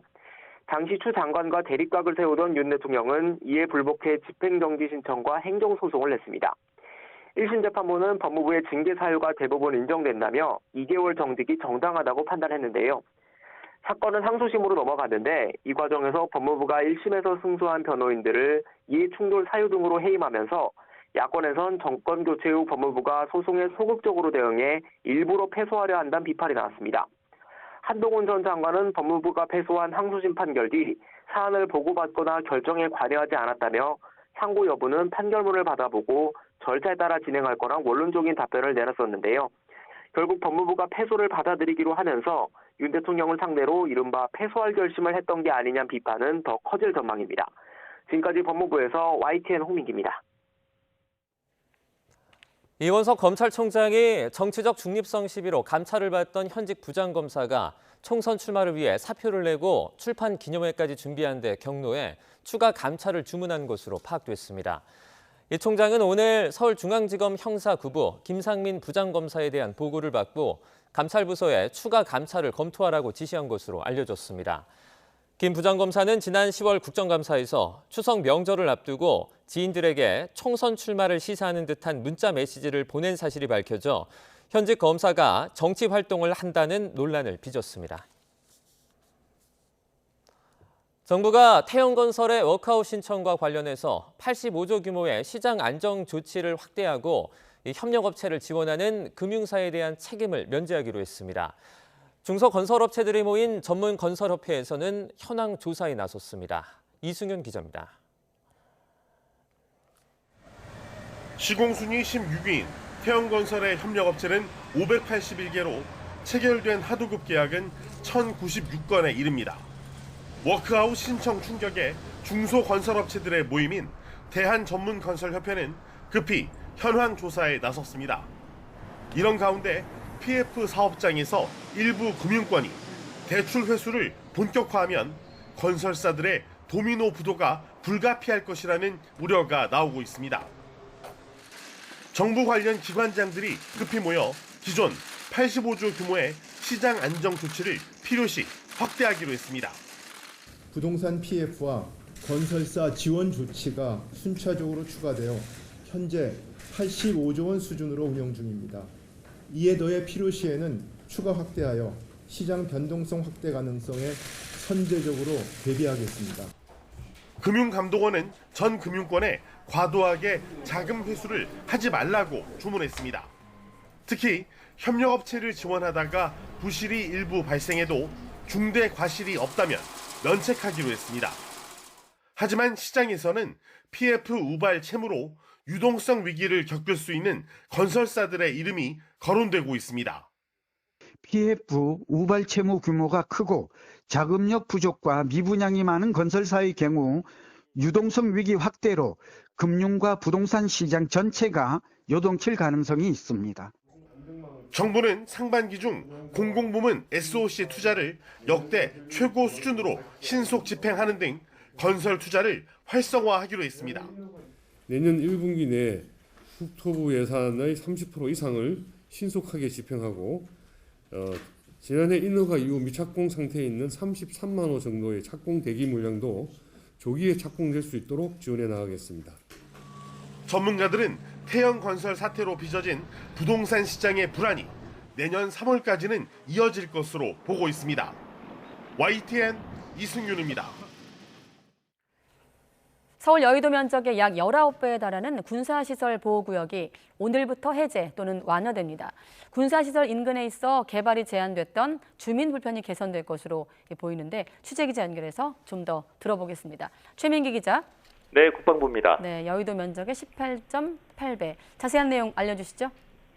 네, 서울 종로구 국립현대미술관 부지를 포함해서 전국의 군사시설 보호구역 상당한 면적이 오늘부터 해제 또는 완화되는 건데요. 여의도 면적의 19배에 가까운 면적입니다. 국방부는 5,400만여 제곱미터의 군사시설 보호구역에 대한 해제와 완화를 결정했는데요. 구체적으로는 통제 보호구역이 28,000여 제곱미터, 제한 보호구역이 3,700만여 제곱미터가 해제가 됐습니다. 이번에 해제된 통제 보호구역으로는 서울 종로구 국립현대미술관 부지 등이 포함이 됐습니다. 과거 2008년까지 국군 기무사가 있던 지역으로 현재는 미술관이 들어왔지만 땅 일부가 여전히 군사시설 보호구역으로 묶여있던 겁니다. 이 통제 보호구역은 일부 증축은 할 수 있지만 원칙적으로 건물 신축이 금지되고요. 제한 보호구역은 모든 건축 행위를 군부대와 협의해야 해서 인근 주민들의 불편이 컸습니다. 이 서울시 평생교육원이 들어설 중구 정동 토지도 이번에 제한 보호구역에서 해제가 됐고요. 특히 경기 파주와 강원 철원, 화천 일대 접경 지역 가운데 군사시설이 없고 작전에 미치는 영향이 없는 지역은 이번 조치로 상당 부분 제한 보호구역에서 해제가 됐습니다. 또 조치원 비행장은 비행 안전구역이 1,570만여 제곱미터였는데 그것이 해제되고 헬기 전용 작전 기지라는 용도에 맞춰서 비행 안전구역이 320만여 제곱미터로 새롭게 지정이 됐습니다. 큰 폭으로 축소가 된 건데요. 이와 함께 충남 태안군 삭선리와 양산리의 공군 훈련장 일대 통제 보호구역 74만여 제곱미터도 제한 보호구역으로 완화가 됐습니다. 다만 국방부는 보호구역을 해제하기 어려운 경기 양주와 연천의 900만 제곱미터는 개발 관련 군 협의 업무를 지자체에 위탁해서 그 위치와 관련해서는 구역 해제와 비슷한 효과가 있도록 했다고 덧붙였습니다. 각 필지에 적용되는 보호구역 현황은 인터넷 토지 이음을 통해서도 확인할 수 있습니다. 지금까지 국방부에서 YTN 최민기입니다. 네, 신원식 국방부 장관이 새로 발간된 장병 정신교육 교재 영토 분쟁 지역으로 독도를 기술한 것과 관련해 공식적으로 사과했습니다.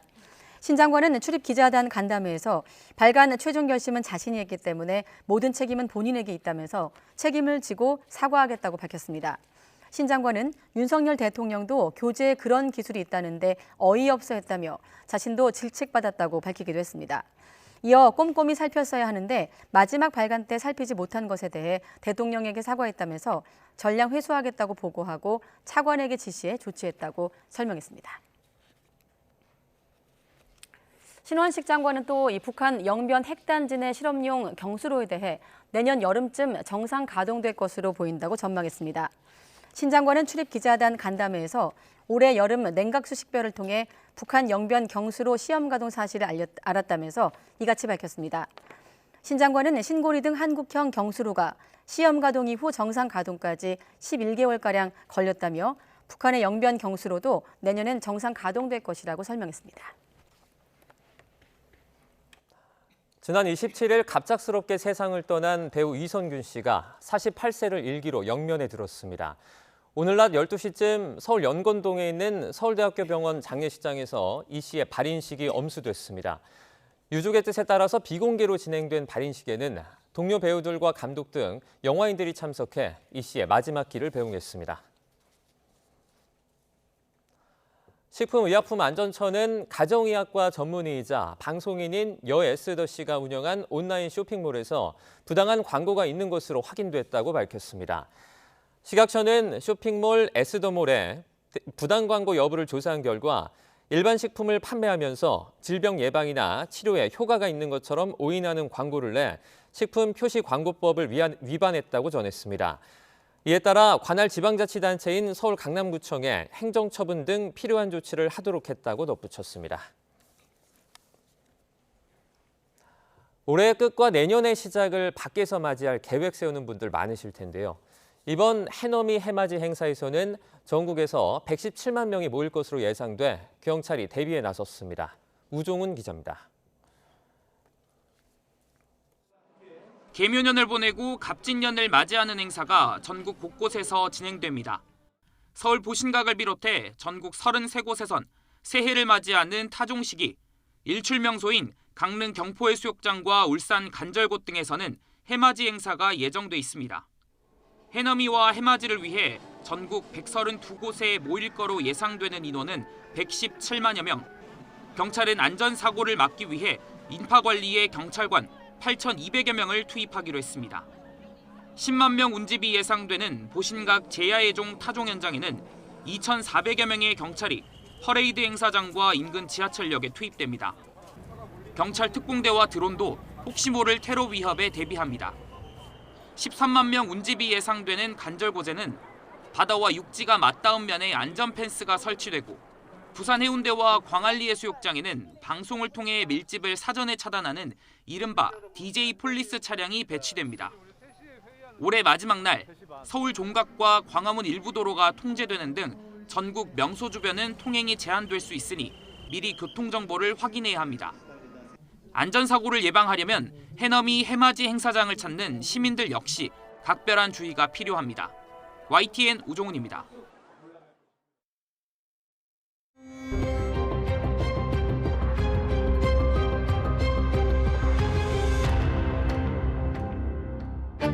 한일 관계의 새로운 시대를 열기 위해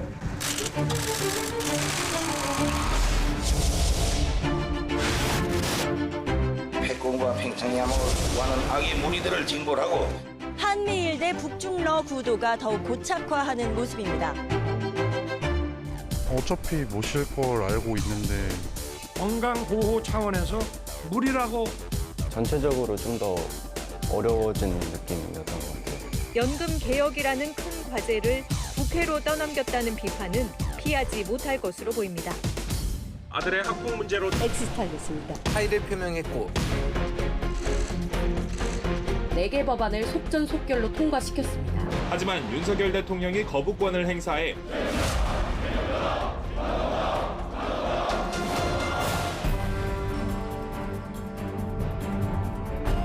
사법살인도 마다하지 않습니다. 증거인멸 교사했다는 혐의에 대해 어떻게 방어하실 건가요? 구속영장 기각으로 합법 리스크를 완전히 떨쳐낸 것은 아닙니다. 상반기보다 하반기의 경기 흐름은 좋아진다. 장 봐도 한 번에 막 10만 원, 20만 원.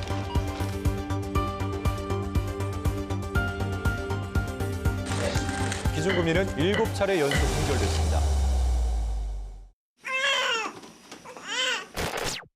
출산율은 세계 꼴찌 수준까지 떨어졌고 내 집 마련하기에도 되게 힘든. 전 비혼주의자입니다. 저출산으로 50년 후 우리나라 총인구는 3,600만 명으로.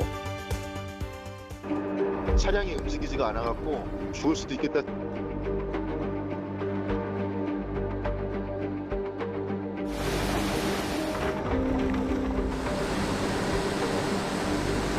실종된 주민을 찾다가 급류에 휩쓸린 해병대원이 흉기 난동 사건이 발생했습니다. 조직 스토킹 스토커들이 범행 왜 저질렀습니까? 정당한 경찰 물리력 사용을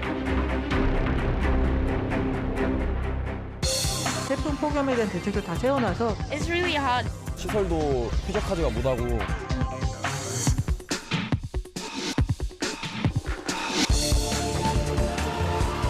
예측이 많이 빗나간 것 같습니다. 교사로서의 존중은 더 이상 기대하기 어려워졌습니다. 답답해! 해피하네! 해결하라!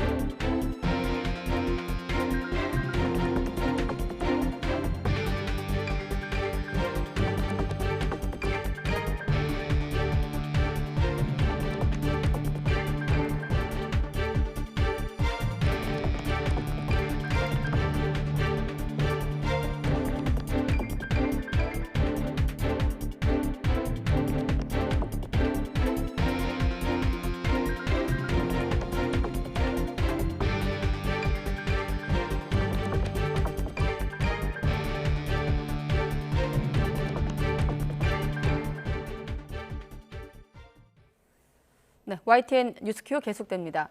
2023년의 마지막 주말인 내일 그동안 기승을 부렸던 미세먼지는 점차 해소되겠습니다. 다만 중부지방에는 대설특보 속에 많은 눈이 예고돼 미끄럼 사고에 대한 각별한 주의가 필요합니다. 정혜웅 기자의 보도입니다. 닷새째 이어지는 미세먼지. 수도권보다는 충청 이남 지방의 농도가 짙어지며 시야를 답답하게 했습니다. 하지만 올해 마지막 주말에는 미세먼지가 점차 거칠 것으로 보입니다. 전국에 비나 눈이 내리며 대기 중 오염물질을 씻어낼 것으로 보이기 때문입니다. 다만 기온이 낮은 중부지방에는 비가 아닌 눈이 내리는 곳이 많아 주의가 필요합니다.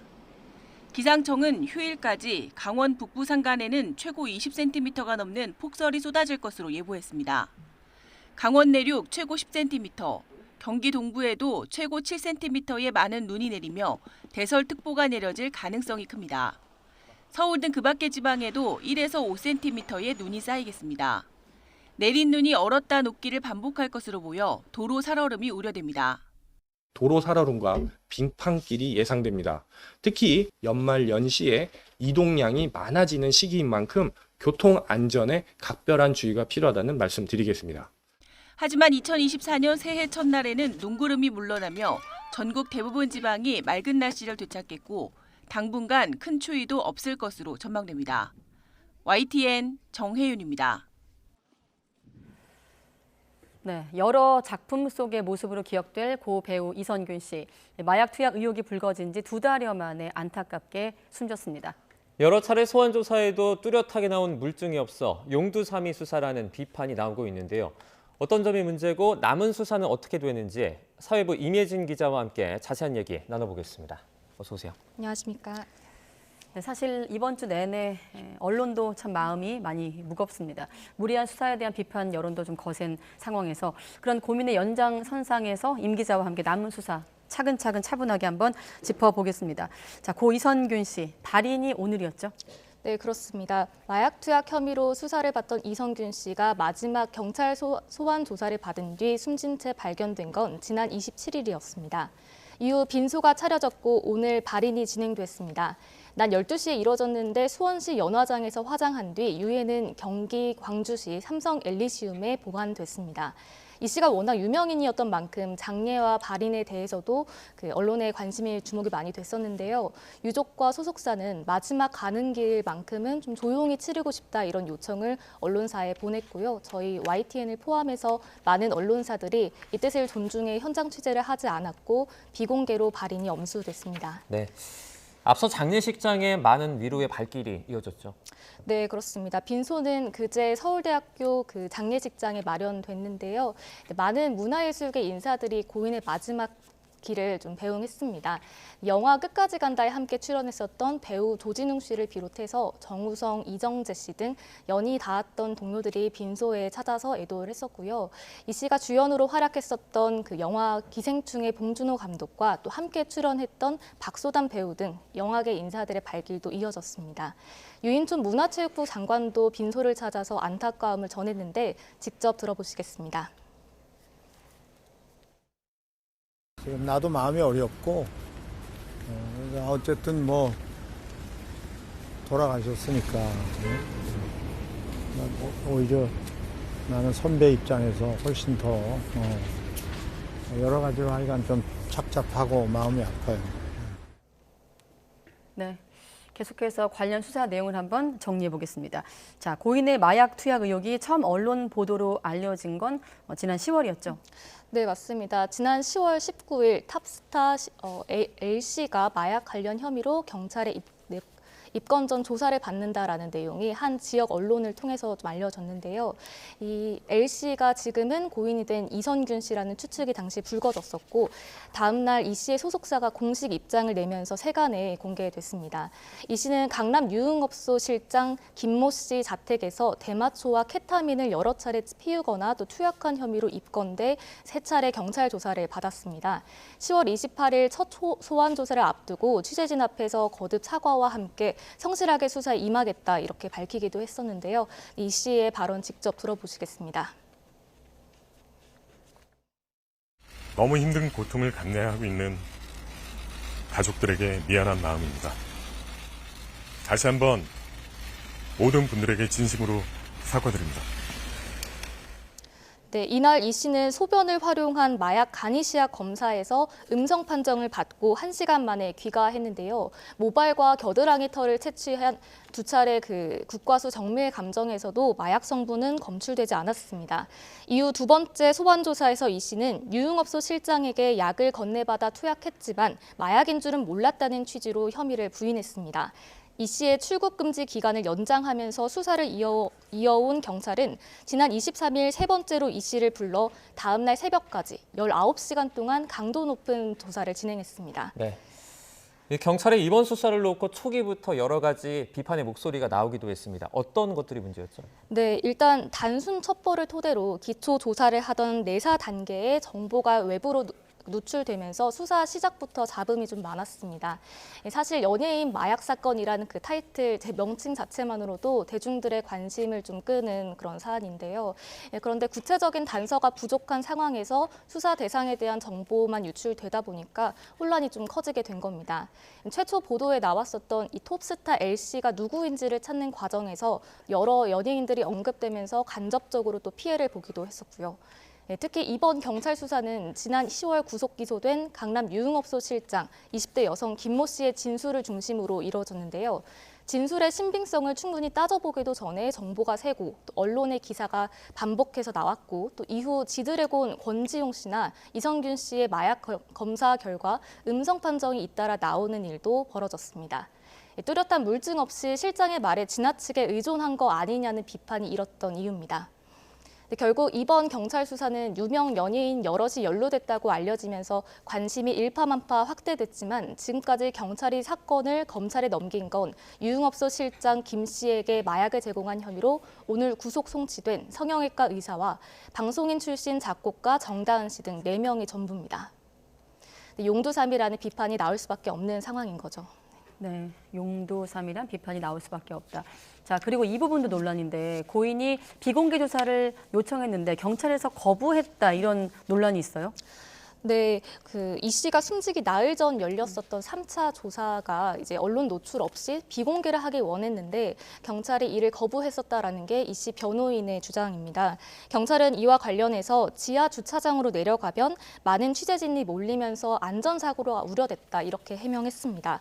그러면서 모양새가 좋지 않으니 지난 2차례 조사 때처럼 출석하도록 요청했고 이 씨 변호인도 수긍했다 이렇게 덧붙였는데요. 네, 이런 해명과 달리 이 씨 측은 비공개 조사를 거부한 경찰 결정에 수긍하지 않았는데 조사를 미룰 수는 없는 상황이라 어쩔 수 없이 따랐다고 반박했습니다. 네. 그러면 경찰의 입장은 어떤 겁니까? 문제 없다는 지금 그런 입장입니까? 네, 이 씨의 마약 투약 의혹을 수사해온 인천경찰청은 어제 기자회견을 열고 입장을 좀 밝혔는데요. 이 씨의 사망에 매우 안타깝다면서도 무리한 수사였다는 지적에 대해선 구체적인 제보와 증거를 토대로 적법한 절차에 따라 진행했다고 반박했습니다. 네, 김희중 인천경찰청장의 발언 직접 들어보시겠습니다. 모든 수사 과정에서 변호인이 참여했고 진술을 영상 녹화하는 등 적법 절차를 준수하며 수사를 진행하였습니다. 일부에서 제기한 경찰의 공개 출석 요구나 수사사항 유출은 전혀 없었습니다. 네, 윤익은 경찰청장도 3차 조사를 비공개로 했다면 언론이 용납했겠냐 이런 식으로 되물으면서 경찰이 수사를 잘못한 건 아니다 이렇게 거들었습니다. 하지만 앞선 비판들에 대해 해명으로는 좀 부족하다는 지적이 일각에서 계속 나오고 있습니다. 자, 그럼 유명 연예인 마약 수사는 앞으로 어떻게 진행이 될 예정인가요? 네, 고 배우 이성균 씨가 숨지면서 이 마약 투약 혐의 수사는 공소권 없음으로 불송치될 예정인데요. 앞서 경찰은 가수 권지용 씨도 마약 혐의로 불구속 입건했다가 국과수 정밀검사에서 잇따라 음성이 나오면서 결국 혐의 없음으로 지난 19일 불송치 결정했습니다. 검찰이 90일간 불송치 결정 내용을 검토한 뒤 경찰에 재수사를 요청하지 않으면 사건은 종결 처리됩니다. 경찰은 다른 피의자들 수사에 대해서는 절차에 따라 계속할 예정이다 이렇게 밝혔지만 유명 연예인은 아직까지 없는 것으로 알려졌습니다. 결국 유명 배우와 가수를 피의자로 입건하면서 세간의 관심을 모은 연예인 마약 범죄 수사는 사실상 빈손으로 마치게 될 처지에 놓인 겁니다. 네. 지금 고 이성균 씨 관련된 사건이 하나 더 있지 않습니까? 네, 맞습니다. 지난 23일 마약 사건 3차 조사 때 이 씨는 공갈 사건 피해자로도 첫 조사를 받기도 했는데요. 지난 10월 이 씨는 자신이 협박을 당하고 3억 5천만 원을 뜯겼다라면서 유흥업소 실장 김모 씨와 성명불상 1인은 공갈 혐의로 고소했습니다. 이후 20대 박모 씨를 특정해서 공갈 혐의로 추가 고소하기도 했는데 경찰은 이 씨가 앞서 고소한 이 성명불상자가 박 씨와 동일 인물인지 조사하고 있습니다. 이 씨에게서 5천만 원을 뜯어낸 그 혐의로 입건된 20대 여성 박모 씨는 그 실장 김 씨와 지인 관계로도 알려져 있는데요. 박 씨는 애초 26일에 영장 심사를 받을 예정이었는데 별다른 이유 없이 불출석하면서 경찰이 그제 강제 구인했고 어제 구속됐습니다. 박 씨는 이 씨 외에도 다른 남성들에게 임신 등을 핑계로 수억 원을 가로챈 것으로 알려졌습니다. 경찰은 공갈 혐의 수사를 2월 중순쯤 마무리해서 검찰에 넘긴다는 계획입니다. 네, 세간의 관심을 모은 연예인 마약 의혹 범죄 수사는 사실상 빈손으로 마치게 됐다는 내용까지 확인했습니다. 사회부 임혜진 기자였습니다. 수고했습니다. 감사합니다.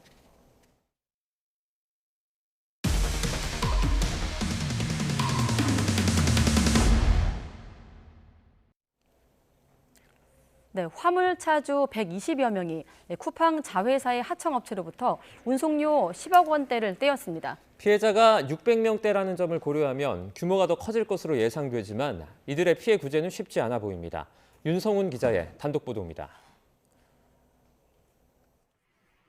특정 업체에 소속되지 않고 운송 업무를 수임하는 화물차주 박모 씨. 지난 10월부터 2달간 쿠팡 물류센터에서 대리점으로 물건을 운송하는 업무 10여 건을 맡았습니다. 이에 대한 운송료만 500만 원이 넘지만 한 푼도 받지 못했습니다. 결제일이 지난 거죠. 지나서 전화를 했더니 이번 주 안에 주겠다 이렇게 얘기를 하고 그다음부터 연락이 안 돼요. 연락이 안 되고 이제 그때 난리가 난 거죠. 비슷한 피해를 입고 모임에 가입한 화물차주만 670여 명. 이 가운데 피해 현황이 집계된 120여 명의 피해 금액만 15억 원에 달하는 것으로 추산됩니다. 화물차주들은 운송 과정에 들어간 기름값, 세금 등의 비용까지 생각하면 속이 타들어간다고 입을 모읍니다. 2천만 원을 예를 들어서 피해를 보신 분이라 그러면 단순히 2천만 원이 아니에요. 거기에는 비용이 다 포함됐거든요. 주요비라든가. 그러면 3천만 원 돈 이상을 피해를 보는 거예요. 이번 사태의 직접적인 책임은 쿠팡 1차 하청업체 A사에게 있습니다. 부실 경영으로 상장 폐지된 쿠팡 1차 하청업체 A사 대표가 자금난으로 화물차주들에게 운송료를 지급하지 않고 잠적한 겁니다. 원청인 쿠팡 CLS 측은 책임이 없다는 입장입니다. 해당 업체의 운송료 전액을 이미 지급했다며 밀린 운송료를 해결할 수 있도록 A사에 정식 요청했다고 밝혔습니다. 하지만 피해자들은 중개앱 운영사의 책임도 적지 않다고 말합니다. 매달 중개앱에 수수료를 내는 화물차주들은 앱을 통해 운송 업무를 수임하는데 정작 운송료 정산은 한두 달 뒤에야 이뤄집니다. 외상처럼 뒤늦게 돈을 받는 방식이다 보니 문제가 생긴 것을 인지한 때에는 피해가 커진 시점이라는 겁니다. 앱을 줄여주면 그만큼 피해가 최소화되는데 그래서 이 사태 이후로다가 이전에도 많은 항의를 했었고 부탁도 했고 전화해서 근데 뭐 반철이 안 되는 거죠. 그런 도의적 책임하에서 선의를 좀 보여줬으면 좋겠고 하는. 화물차주들은 조만간 비상대책위원회를 꾸리고 민형사 고소 등 법적 대응을 논의할 계획입니다. YTN 윤성훈입니다.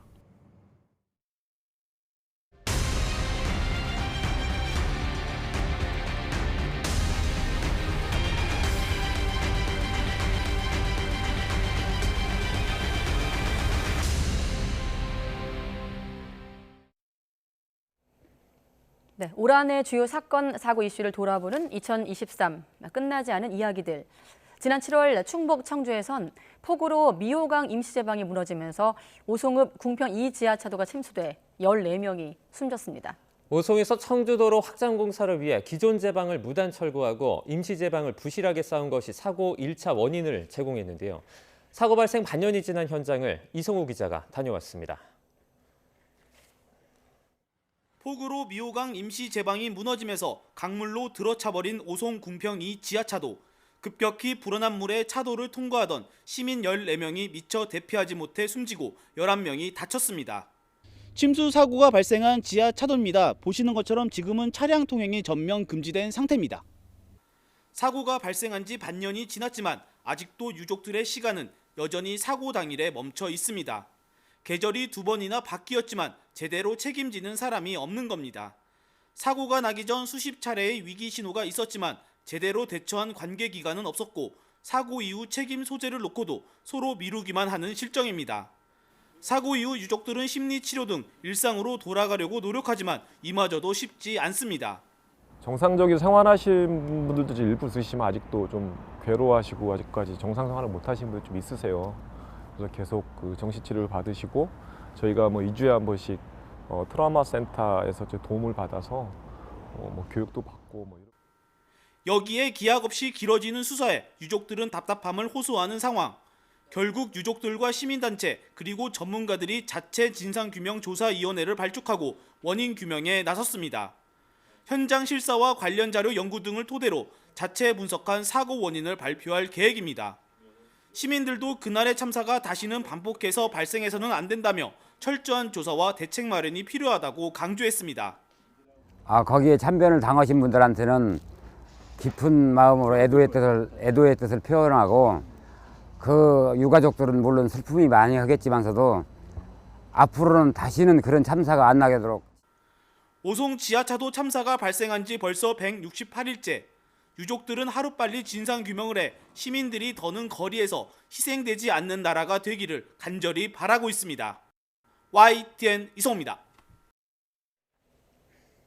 오늘 새벽 1시 20분쯤 경북 상주시 낙동면 상주 영천고속도로를 달리던 승용차가 1차로에 멈춰있던 승용차를 들이받았습니다. 이 사고로 멈춰있던 승용차 운전자 30대 A씨가 숨졌는데 경찰은 A씨의 차가 고장으로 서 있다가 사고가 난 것으로 보고 있습니다. 경기 의정부경찰서는 길에서 어깨가 부딪힌 여성을 쫓아가 흉기로 협박을 한 60대를 현행범으로 체포했습니다. A씨는 어젯밤 11시 50분쯤 어깨가 부딪혔다는 이유로 40대 여성을 쫓아가 커터칼로 협박한 혐의를 받는데 경찰 조사에서 술에 취해 기억나지 않는다고 진술한 것으로 전해졌습니다. 수원지방검찰청은 지적장애인 명의로 억대 대출을 받고 피해자를 1년 넘게 데리고 다닌 20대 남성 3명을 구속 상태로 재판에 넘겼습니다. 이들은 중증 지적장애가 있는 피해자에게 매달 이자를 갚겠다고 속여 휴대전화로 300만 원을 대출받고 피해자 이름으로 허위 임대차 계약서를 작성한 뒤 대출 조직을 통해 은행에서 전세자금 대출 1억 원을 송금받은 혐의도 받습니다. 디지털 성범죄 피해자 지원센터가 올 초부터 지난 20일까지 디지털 성범죄 피해 촬영물 24만 3,855건을 삭제했다고 밝혔습니다. 이는 전년 대비 14.2% 증가한 것으로 특히 당사자 등의 요청 없이 신속하게 삭제하는 아동, 청소년 성착취물이 전체 21.6%를 차지했습니다. 오늘 낮 12시 50분쯤 경기 수원시 고색동에 있는 15층짜리 아파트 7층에서 불이 났습니다. 이불로 다친 사람은 없었지만 주민 30명이 스스로 대피했습니다. 전국 주택 거래량이 3개월 연속 감소세입니다. 국토교통부는 11월 주택통계 발표를 통해 지난달 전국 주택 거래량이 4만 5천여 건으로 지난달보다 5% 줄었다고 밝혔습니다. 주택 거래량은 지난 9월 이후 감소하는 추세입니다. 수도권 주택 거래량은 지난달 대비 9% 줄었고 같은 기간 서울 아파트 거래량도 19% 줄었습니다. 올해 들어 11월까지 전 월세 거래에서 전세가 차지하는 비중은 55%로 지난해보다 3%포인트 늘었습니다. 지난달 주택 인허가와 착공은 늘었지만 올해 누적 물량을 따지면 인허가와 착공, 준공 모두 줄어든 것으로 나타났습니다.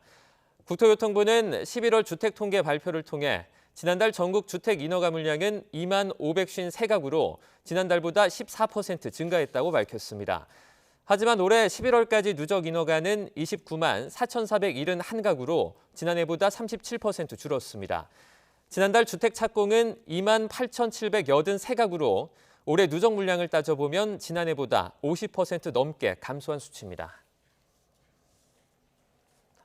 올해 연간 소비자 물가 상승률이 3.6%를 기록해 2년 연속 3%가 넘는 고물가 흐름이 이어졌습니다. 체감 물가에 가까운 생활물가 지수는 3.9% 상승했습니다. 보도에 오인석 기자입니다. 12월 소비자 물가는 3.2% 올라 5달째 3%대 상승률이 이어졌습니다. 올해 연간 물가 상승률은 3.6%로 집계됐습니다.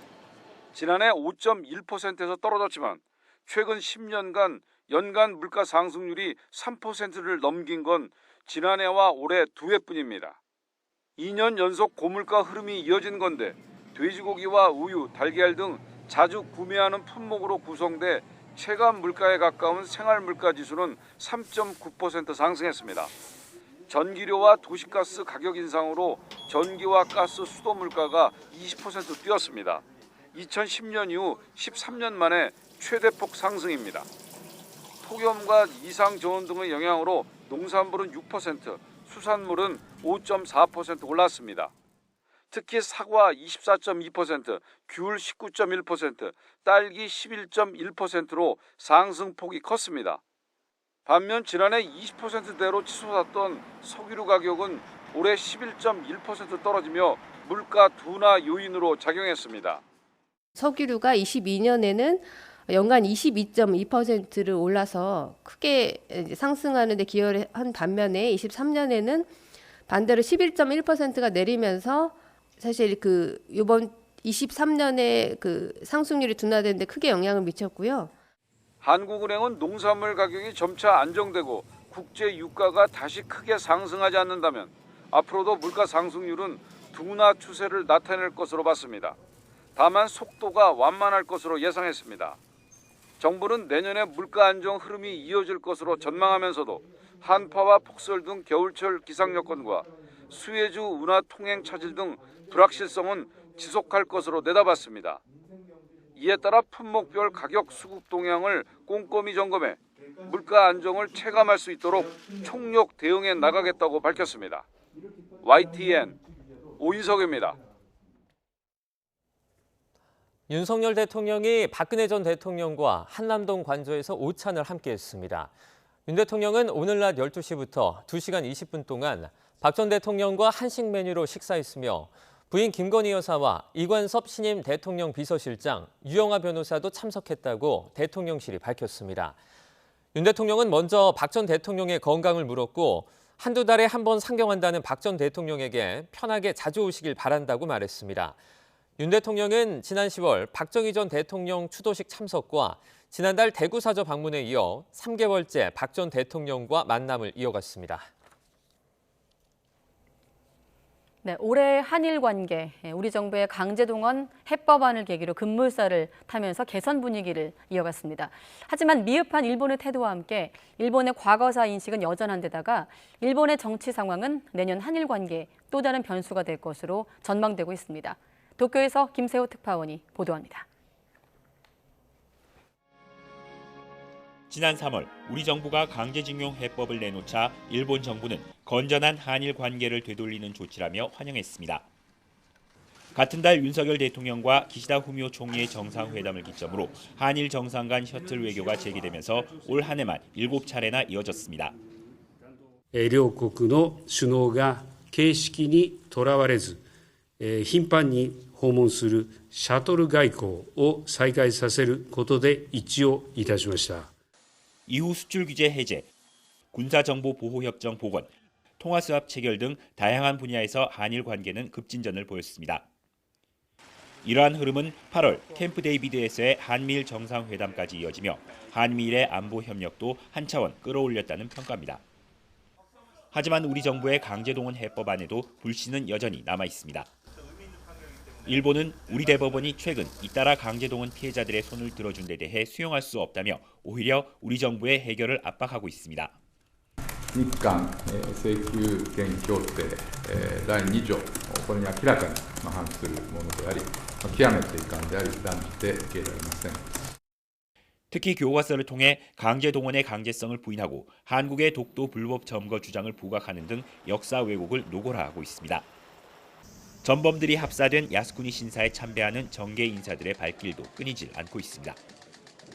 이런 가운데 기시다 정권은 집권 자민당의 비자금 의혹과 지지율 폭락으로 벼랑에 몰려 있습니다. 윤 대통령과 관계 개선에 호흡을 맞췄던 기시다 총리의 퇴진론까지 나오면서 일본 정치 상황은 내년 한일 관계의 변수로 자리 잡을 수 있습니다. 일본의 변하지 않는 과거사 인식과 일본 내부 상황을 볼 때 내년에도 한일 관계 개선 흐름을 이어갈 수 있을지는 장담하기 쉽지 않아 보입니다. 도쿄에서 YTN 김세호입니다.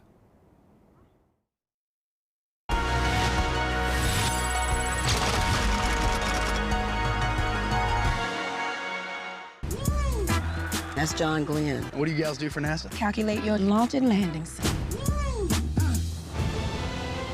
We have liftoff. 3 million Americans watching. Go find Catherine. Colonel Glenn. There's a real fireball outside. It's getting a little hot in here.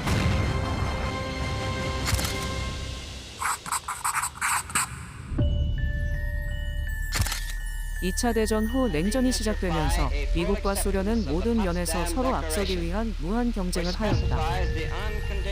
위성 기술이 발달하면 정찰기를 날리지 않고도 타국을 감시할 수 있고 우주여행이 성공하면 과학 분야의 군사적 잠재력을 널리 알릴 수 있기 때문이었다. 당시 소련보다 기술적으로 월등히 앞서 있다고 생각한 미국은 큰 충격을 받게 되고 항공우주국을 설립하게 된다. 하지만 소련은 결국 사람까지 우주 궤도 선회에 성공시킨다. I believe that this nation should commit it to achieving the goal of landing a man on the moon and returning him safely to the earth. 나사는 우주에 사람을 보내기 위해 노력하지만 당시 컴퓨터로는 우주선 비행 경로를 계산할 수 없어 난항에 빠진다. 유일하게 해석 기하학을 다룰 수 있었던 캐서린은 프로젝트에 합류하여 일하게 되었지만 유색인종이라는 이유로 온갖 차별에 제대로 일을 할 수 없었다. 하지만 그녀는 결국 우주 캡슐의 재진입 계산 방법을 알아내었고 지구 궤도 세 바퀴를 돌아온 미국 최초의 우주인을 탄생시켰다.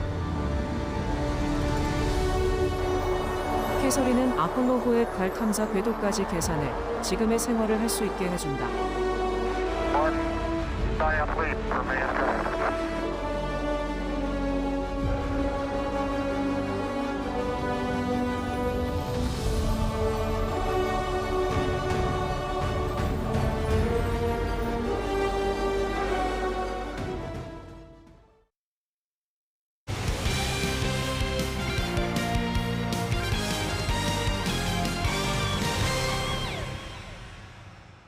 올 시즌 국내 남자 골프 코리안 투어에서 가장 행복한 남자는 함정우 선수였습니다. 시즌 전 목표였던 다승을 이루지 못했지만 꾸준한 성적으로 대상을 차지한 만큼 자신에게 98점 이상은 주고 싶다고 말했습니다. 김상익 기자입니다. 지난 10월 시즌 첫 우승. 22개 대회에서 톱10에 11번이나 오르며 제네시스 대상을 수상한 함정우에게 2023년은 뿌듯하고도 자랑스러운 한 해였습니다. 어느 해보다 많이 인내하면서 업그레이드된 것 같다고도 느낍니다. 98.9점? 네. 올 시즌은 진짜 그냥 인내하고 많이 잘 참았던 것 같아요. 잘 참으니까 끝까지 잘 마무리해서 대상을 받지 않았나. 시즌 초반 성적이 좋지 않아 자존감이 많이 떨어졌을 때 갓 태어난 첫 딸 소유리와 아내는 큰 힘이 됐습니다. 특히 KLPGA 투어 프로이기도 한 동갑내기 부인 강예리는 한여름 숨이 턱 밑까지 차는 힘든 훈련을 함께하며 응원해줬습니다. 계획표를 다 와이프가 짜줘가지고 새벽에 나가서 퍼터하고 날 뜨겁기 전에 연습 다 하고 한창 뜨거울 때는 달리기에서 좀 많이 인내하는 그런 거를 길러준 것 같아요. 2018년 신인왕에 이어 데뷔 6년 만에 생애 첫 대상까지 거머쥔 함정우의 다음 목표는 PGA 투어 무대. 열흘 전 끝난 큐스쿨에서 45위에 그쳐 비록 내년 시즌 투어 직행은 무산됐지만 조건부 출전권을 따낸 2부 투어를 경험하면서 PGA 투어 입성을 다시 노릴 계획입니다. 결혼하고 나서는 원래 잘 그런 해외 투어 도전을 잘 못한다고 하는데 와이프나 뭐 가족들이 그냥 가라고 의심하면은 한도 끝도 없으니까 할 수 있다는 생각 하나 가지고 꾸준함의 대명사 함정우가 든든한 후원자 가족의 힘으로 더 큰 무대를 꿈꾸고 있습니다. YTN 김사익입니다.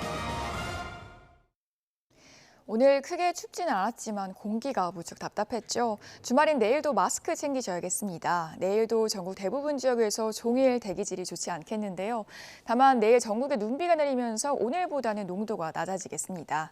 내일 아침 눈비는 서쪽에서 시작돼서 점차 전국으로 확대하겠는데요. 강원 산간에 최고 20cm 이상, 서울과 경기 동부에도 많게는 5에서 7cm가 예상됩니다.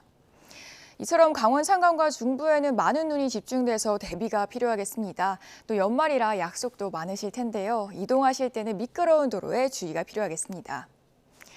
내일도 큰 추위는 없겠습니다. 내일 서울 아침 기온 0도, 창원 영하 1도, 부산 4도 보이겠고요. 낮 기온도 예년 수준을 웃돌겠습니다. 서울 4도, 광주 9도, 부산 11도 예상됩니다. 눈비가 올해 마지막 날인 모레까지 이어지면서 2023년 마지막 해넘이는 감상하기가 다소 어렵겠는데요. 다행히 새해 첫날에는 전국이 대체로 맑아서 선명한 해돋이를 볼 수 있을 전망입니다. 날씨였습니다. 네, 뉴스큐 마치겠습니다. 네, 이어서 이브닝 뉴스가 방송됩니다. 시청해주신 여러분 고맙습니다.